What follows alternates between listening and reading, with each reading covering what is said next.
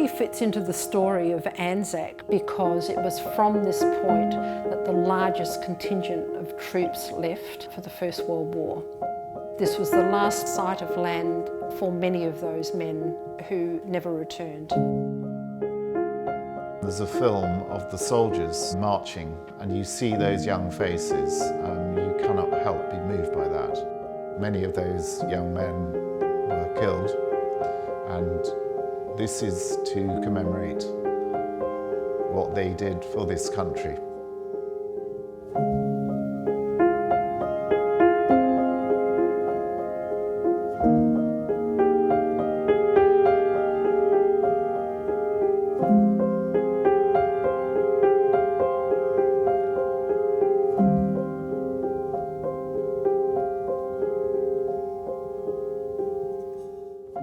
My name is Bruce Munro and I'm an artist mainly working in light.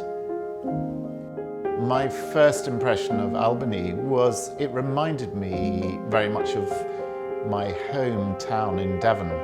It's extraordinary when you spend a little bit of time in a place how much there is to learn. I'm very interested in time and place, and I've used light over the last number of years to try and express these themes. When I visited the National Anzacs Centre for the first time, we were looking at a number of places to possibly do an installation, and the Avenue of Honour was just such a moving space. I had a great uncle, Joseph Nathaniel O'Brien, who went to Gallipoli. He was injured on the beaches and he came back on a hospital ship, and then he signed up and went again. My great-grandfather fought in World War I in the Light Horse Brigade. I think it's an amazing tribute to the Anzacs and the sacrifices that they made, especially being amongst the trees where the plaques are planted by people who lost loved ones in the war. I've never created literally an avenue of light, and it felt extremely relevant to place the field of light under the trees to coincide with the 1418 centenary of the Anzacs. With war, we have to have a positive message. This museum and this whole space is a commemoration for people who have given their lives, but it's also a message to us all that we mustn't do this again. And if the field of light stands for anything, is let us live in peace, not in war.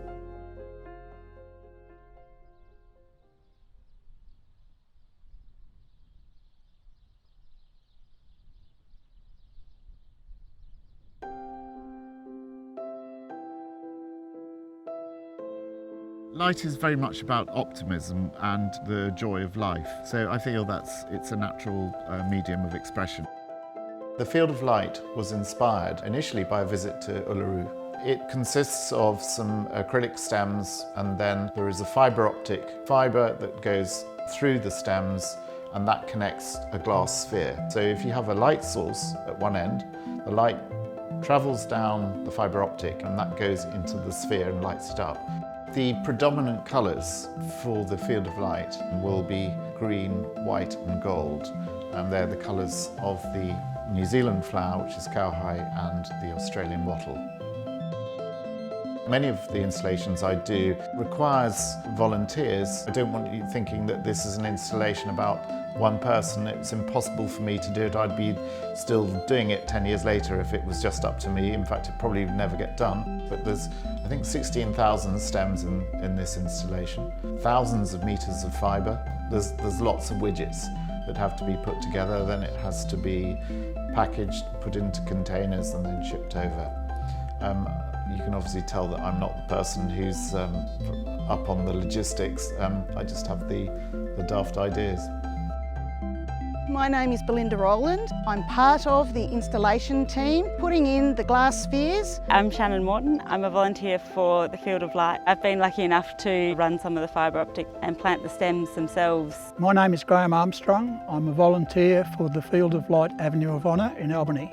The Field of Light will be an amazing display. It's a reflective time to remember those that gave their lives in all wars. I would love people to come and see the installation, but there's so many reasons to come to Albany anyway, and this is hopefully a small but important commemorative time, and I hope they come and enjoy it.